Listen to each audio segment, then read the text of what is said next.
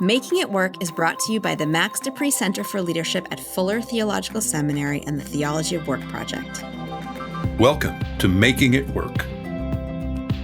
Through conversation, scripture, and stories, we invite God into work's biggest challenges so that you can live out your purpose in the workplace. I'm Mark Roberts. And I'm Leah Archibald. And this is Making It Work.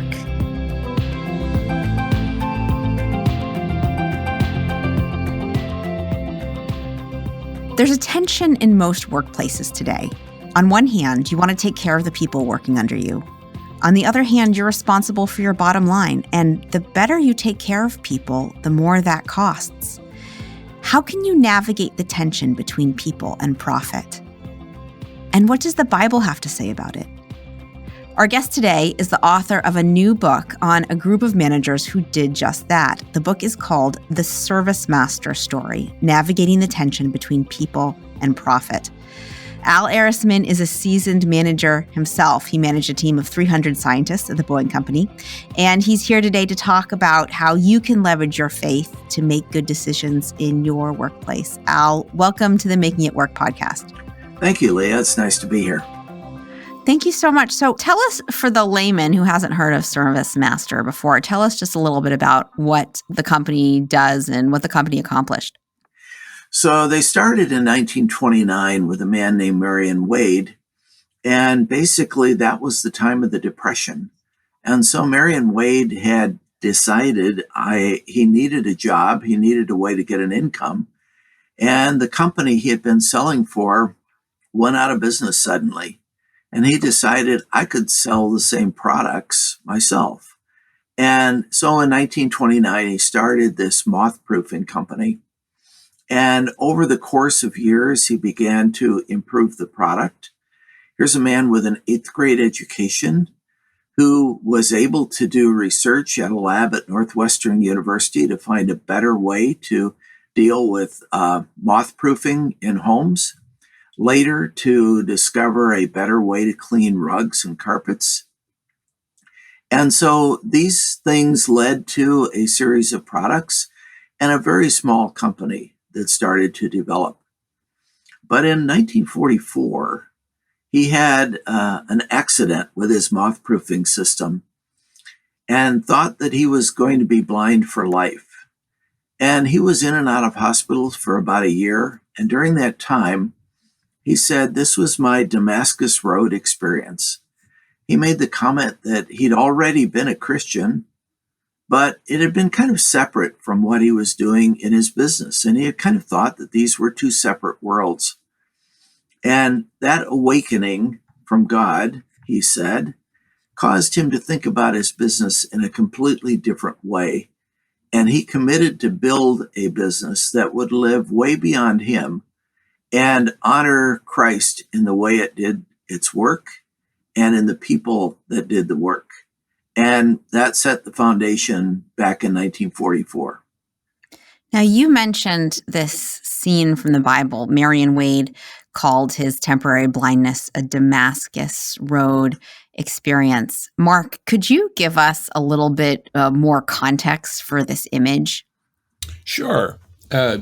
So that comes from the book of Acts, and it's really the story of a man. His Jewish name was Saul, his Greek name Paul, and initially he was a very zealous and conservative Jew who was very negative on the early Christians, and in fact was involved in chasing them down and persecuting them. And he was actually on the way to Damascus in Syria when Jesus appeared to him in a miraculous way and asked why Paul was persecuting him. And this was really a transforming moment. For a while, Saul became blind and then later was healed. But that encounter completely turned around his life, gave him a whole new way of thinking, a new way of acting. So people use that metaphor pretty commonly in some circles to talk about something in life that really turns us around, some kind of experience that makes us think and live in a completely different way. Hmm. Al, you mentioned that for Marion Wade, the founder of ServiceMaster, his Damascus Road experience turned around the way he wanted to think about building his company. What happened for him after that experience? How did that change his work? Well, he adopted a mantra for the company, and it was to honor God in the marketplace. And that became the overarching theme of all that they did. In addition, he established a slogan that he used to say quite frequently, and it said, "If you don't live it, you don't believe it." And so he was connecting this concept of knowing and doing in a way that was foundational for him and for subsequent leaders. Now, Al, I want to connect this to the story of your own work because we're super interested in ServiceMaster, but we're also interested in your experience, through your leadership in the marketplace. I'm wondering did you ever have a Damascus moment in over the course of your leadership career, or did you have a moment where you thought of how can I bake in my Christian principles to my work? That was a gradual thing that happened through the 1970s while I was at Boeing. But then I had one of these dramatic moments, and I think back to it between 8:15 and 8:30 in the morning, driving to work. I was listening to an interview with a man named Wayne Alderson, who was vice president of a steel company. And he talked about the idea that he felt that he was in full-time Christian service while working as a steel company executive, and how it changed and affected everything he did in his work. I was completely taken by that. So on the way home, I bought a copy of the book. It's called Stronger Than Steel, and R.C. Sproul was the author. And after dinner that night, my wife graciously allowed me to sit down and just read the book all the way through, cover to cover. And the next morning, I called Wayne, and he and I became friends until he died about 6 years ago. So that started me on an exploration of what does it mean to live as an organizational leader, as a business person, and as a Christian full-time in full-time Christian service. I'm still working out what that means in all of its aspects, but for sure, that was a part of the process that I was going through. And it was the moment that really affected me. And I think back to it a lot of times. And what did it mean for your work afterwards? How did it change your work at Boeing? Well, first of all, I began to see that God cared not only about the people that were working in my organization and my colleagues, but he cared about the work itself. And so beginning to think about how do I empower and encourage others to identify purpose and meaning in their work? I remember one very specific thing. Boeing rolled out a new airplane not too long after that. And the research people on my staff had a significant part in this. And we posted a picture of the airplane in the coffee room. And we put the names of the people next to the part of the airplane where they had brought some technology that made a difference for the product.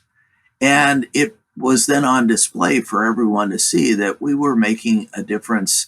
And it was a really important image. And we continue to do things like that to make sure that people understood the value of what they were doing and how that contributed to a greater cause than themselves. Al, do you feel like the way that you valued people, the people who were working under you at Boeing, and the way that Marion Wade valued his employees at ServiceMaster, is there roots in the Bible for that, or is there a particular scripture that you draw on for inspiration in that? I think certainly I did this, and I know that Marion Wade did as well. If we begin to realize that every person is an image bearer of God, and we get that from the first 2 chapters of Genesis, then it becomes clear that there are no little people and there are no unimportant tasks. And in fact, the first 2 chapters of Genesis also describe different kinds of work that humans were engaged in, from taking care of things to creating things to leading things. And I think all of those represent a way of thinking about people that changes your image. This person is not a utility to get a job done. They are a human being. Ultimately, for ServiceMaster, this led to a set of 4 objectives that they had. And the second one was to help people develop. So they wanted to create an environment where their goal was to help others develop as people.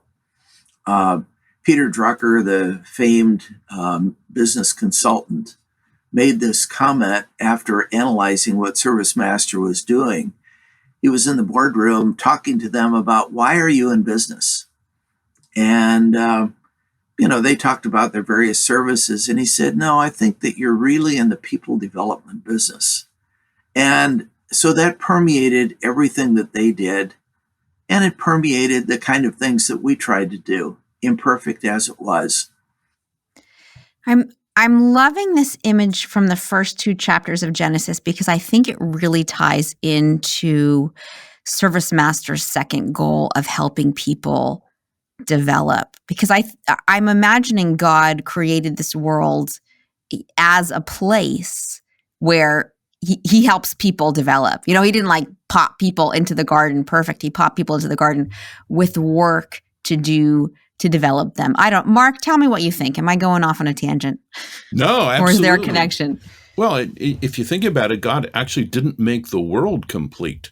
It was good and very good, but there was still a lot to be done, and that was assigned to human beings. So this notion of developing people is a part of the even the larger work of helping the world to become all that God intended it to be. But the challenge in business today is that there is this tension that I mentioned at the beginning, right?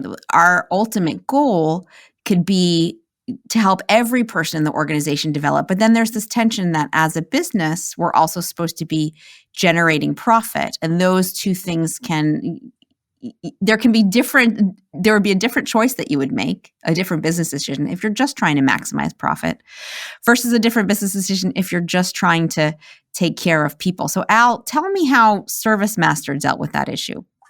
Let me give you a little bit of imagery that came from the second of the CEOs in ServiceMaster. His name was Ken Hansen. And he said, think of this like an exercise band that you stretch. And on one hand, you have the profit that you have to deliver in order to be a viable business. On the other hand, you have valuing people. And you stretch this out in tension. He said, one thing you know for sure, you better not let go of either end or you'll get hit in the face. And what they used that imagery for was to help people understand that under this tension, when you're holding on to both, comes creativity that allows you to find a solution that you might not have found if you were focusing only on people and not caring about profit. You'd go out of business. Or focusing only on profit and not caring about people, and that would be wrong. And so what they found is that by holding on to these things together, that would drive creativity and produce great results. Was this a tension also at Boeing? I know there's a difference between Boeing and ServiceMaster. Boeing didn't have expressed Christian ideals in its charter, but how did you hold this tension in your management there?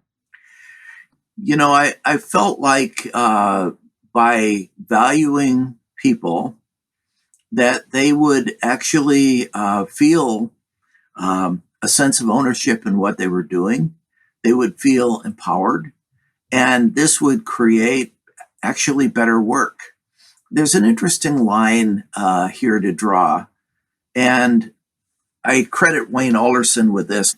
If you treat people, Wayne would say, with love, dignity, and respect, they will value what they're doing, they'll value their work, they'll work harder, and your organization will do better. But if you treat people with love, dignity, and respect so that they will work harder, they will see through you in an instant. It's got to be real.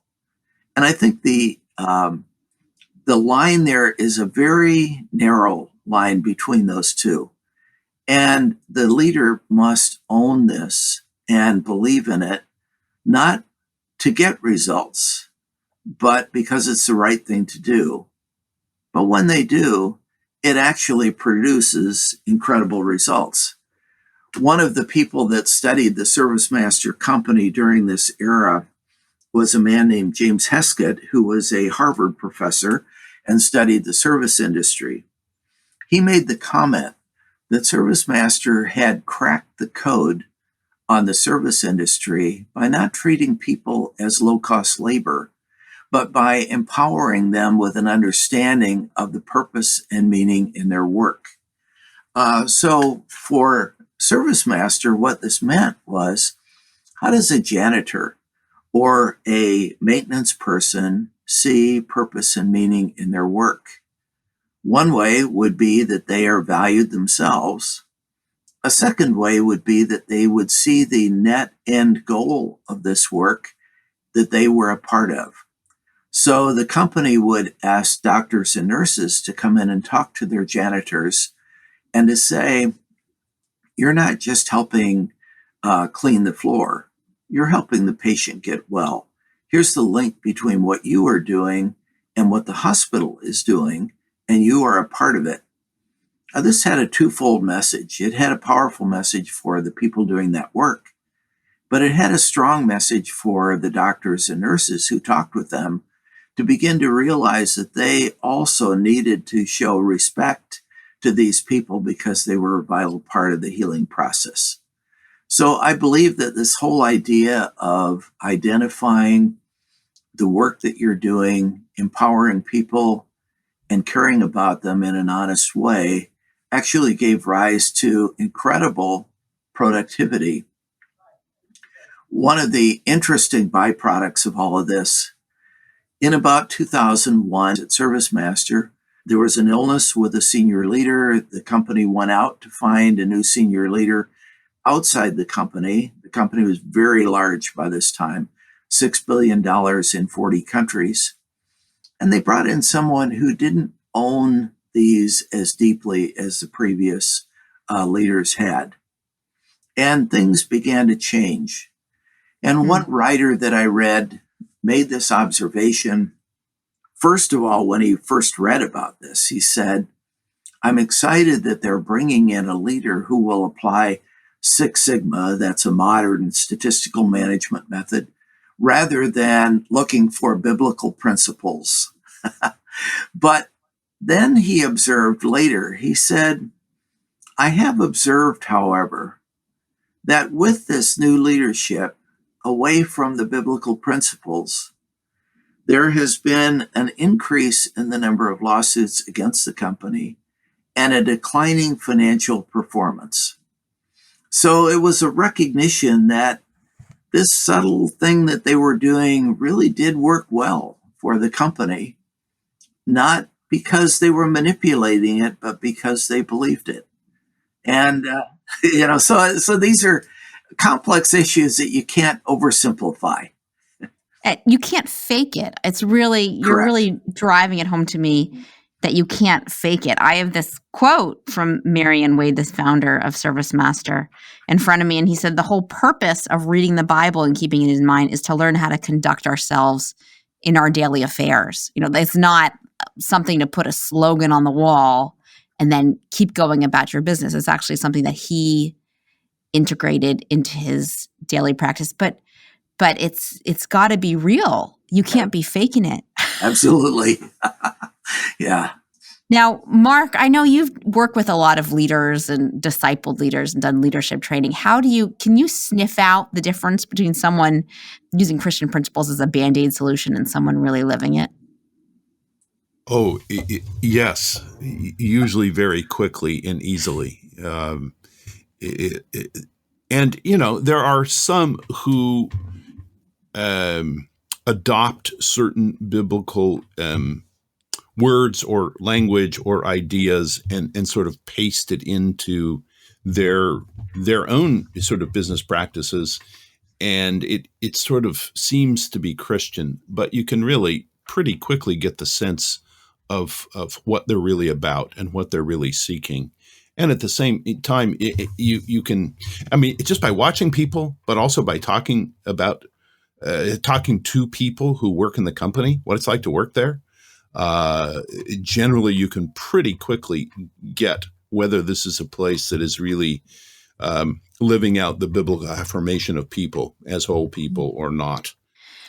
Al, something that stood out to me as I was reading your book about ServiceMaster is how often these anecdotes would come up about the CEO of ServiceMaster or the top leaders of ServiceMaster, like on the floor cleaning up a spill. You know, there are anecdotes all throughout your book about different CEOs, different of these leaders. Well, part of it was mandated in the company training, right? When you came onto ServiceMaster as a leadership position, you had to do several shifts, you know, in the hospital, cleaning the floors.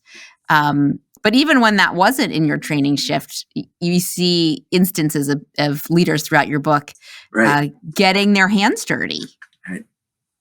Yeah, I think that's absolutely necessary. And, you know, when I reflect on this, I think about John chapter 1, where I think it's in the Message where it says that Jesus lived for a while in our neighborhood. He lived for a while among us. And I think the idea of a CEO living in the real experience of the people that he leads or she leads is just such a powerful and important concept. And when you don't, you miss everything about what the worker is feeling. In fact, one of the things that happens with a janitor, and one of the experiences that was told over and over again, is that when you do the work of a janitor and put on that green suit that they did at ServiceMaster, the person almost became invisible. It's like they were treated as a part of the furniture. And when managers experienced that, they had a new empathy for what the workers were going through, and it made them better able to lead. And so I think of it as an incarnational kind of experience to represent this is the way, this is why it's so important to lead in this way, is to make sure that you are understanding the life of the person. And that the image from John chapter 1 of Jesus lived among us, or the word made flesh dwelt among us, or Jesus moved into our neighborhood, whichever translation that you get to look at. We have often this interpretation of John chapter 1 as a spiritual reality. But here, in the case of ServiceMaster, Al, you're really saying this is a workplace reality. Absolutely. And I think the parallel is very clear, that if we lead without really knowing the experiences of the people, we can lead poorly because we don't really understand the implications of what we're asking people to do. I feel like coining a new management term, like incarnational management.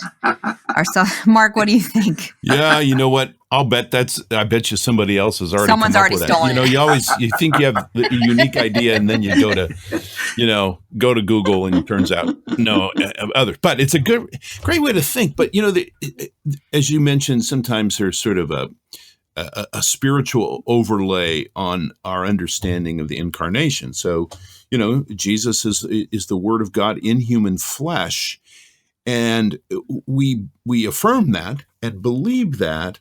But mostly we don't really take seriously, for example, the fact that he worked probably about 18 years in the small family business, first being, in all likelihood, apprenticed into it by his father. And then it seems that his father died. We don't know that for sure, but we don't see Joseph in the Gospels. And so it's likely that Jesus did that. So the incarnate Word of God, the Son of God, is an adult on this earth for around 20-ish, 21, 22 years, and spent the vast majority of his adult life working in an ordinary business.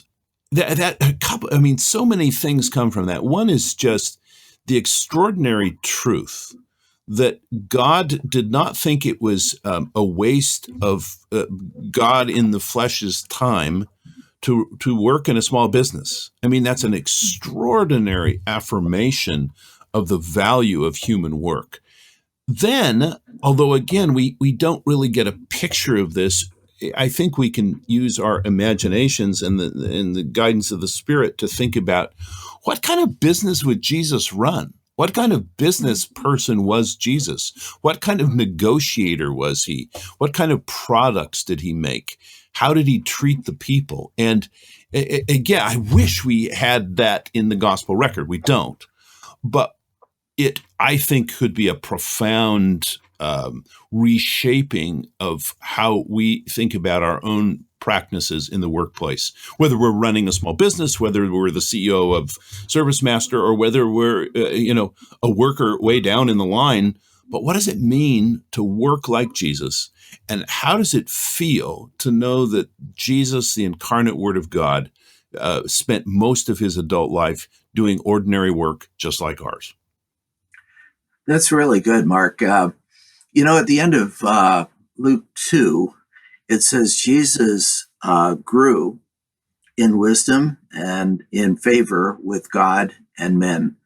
I've pondered that verse forever in thinking about the fact that he, even as God in the flesh, could grow in his understanding.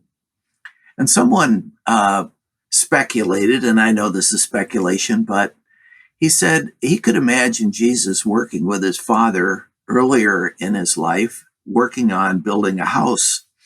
And as he was digging to lay the foundation, he said to his father, "Have I dug deeply enough yet?" And his father said, "Well, have you hit rock yet, son?" And he said, "No." He said, "Well, then keep digging." And then later we get the wise man built his house on the rock. And so perhaps some of that work even showed up in the stories that he told. Well, and as you know very well, Al, so much of in the Gospels, so much of that actually sort of comes out of the workplace. You really get the sense that Jesus lived in and valued the workplace. Right. That's good. And it means the tensions that we face in the workplace today are not unknown to Jesus. Right. They're not absolutely new. So Al, as you've done this work, now that your history of ServiceMaster is completed, what is your biggest takeaway for your own faith in your own work life from this story? Well, I think that there's one key thing. From 1929 to 2001, the world changed a lot. You think about going through the Depression, going through the World War, coming through the 60s, going into the era of technology. ServiceMaster had a set of principles and ways of operating, but they had to modify the way they applied those over time because the world was different. And so this idea that what you learn from this, you have to be very careful in saying, here was the principle they were applying, here's the way they applied it, but here is the context of that world. And how would I do that in the 21st century is a question that you have to adapt very carefully. And so watching ServiceMaster make these adaptations over time was equally instructive and important. Another message that I learned was that this kind of leadership is fragile.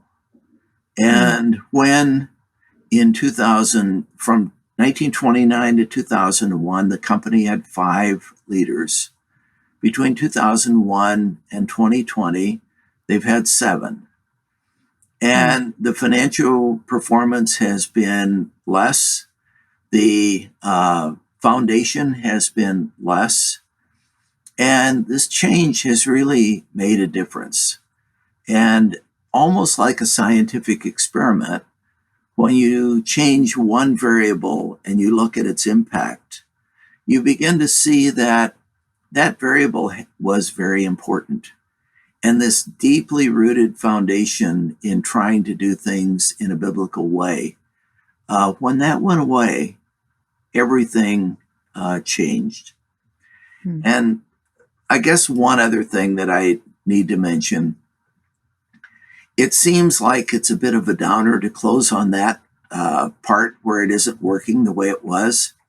But what I found in doing the interviews of people in different parts of the world, people who had spent a period of time at ServiceMaster during these years who are off doing other things, their whole mindset about leadership and training was rooted in what they learned at ServiceMaster, and it is being carried on in places all over the world.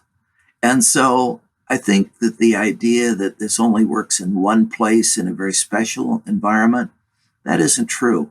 It goes on in campgrounds in Texas, a large camping company, in a leadership training group in the United States, in 3 companies in Saudi Arabia, where the person I talked with said, I am now running 3 companies, and in every one we have 4 objectives: to honor God in all we do, to help people develop, to pursue excellence, and to grow profitably.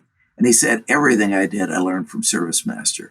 So I think the idea of the value of these ideas carries on, even if it doesn't go on at the company. That's really you. And as you're talking, there's a plane flying overhead. Is that one of yours, Al? I hope so. Is that one of the ones you're responsible for? It's saluting you in your work. I hope even as we're talking. I hope we contributed to it. I'm not responsible for it. Say, Al, a question. I'm thinking of those who are listening to this podcast, and my guess is most of them are not CEOs or presidents or even senior leadership in their company at this stage of their life. So why would someone like that, someone just getting going, someone who doesn't yet have a great deal of authority, why would the ServiceMaster story be a good story for them to read at this stage in their professional life? So let me offer 2 quite different answers to that. If the person is an entrepreneur and starting a business himself or herself, one of the key things from ServiceMaster is Marion Wade built this foundation of honoring God in this company. And it was on that foundation that everything else rested. And so I believe that putting that foundation in very early in a company, not waiting until after I'm successful to start thinking about values and how I'm going to treat people and ethics and all of that, but to start early is very important. So for the entrepreneur, it's the foundation. If you're a person who's just working at an organization, maybe you bag groceries at Safeway, or maybe you are a part of a tech company and your management isn't treating you in this way. What do? Well, I think in this case, you can certainly work at seeing the purpose and meaning in your own work by looking at how your piece fits in with a bigger piece. You can recognize the value of those around you and encourage and recognize that you're a part of the whole and have dignity, have respect, and in the way you think about the work of others. You can, even if you are not encouraged to train and develop your skills, you can say, I'm going to initiate that because I want to be a learning and growing person who can understand in a bigger way the world that I'm a part of. So I think there's many, many things that a person can do within an organization that the ServiceMaster leadership encouraged, but that really made a difference for the people in the workplace. So I think some of those things can be initiated. Yeah, thanks, Al. I mean, I love that answer because some might think that the ServiceMaster story would be mainly for, C-level leaders or something, but I think you've really explained how the ServiceMaster story can be inspiring to folks in very different work contexts. And I that's great. Al, thank you so much for joining us today and telling us about ServiceMaster and That's your work a privilege. here. I'm excited about it, as you can tell. And this was an amazing project, and it was a lot of fun to do. I'm glad I finished it, but it was terrific, and I'm glad to talk to people about it. Thank you. Well, thank you for talking to us about it today. That's our show. Don't miss the next episode. Be sure to subscribe. And if you like what you've heard, please leave a review. We'd love to hear from you, and it helps other people find us. Thanks for listening.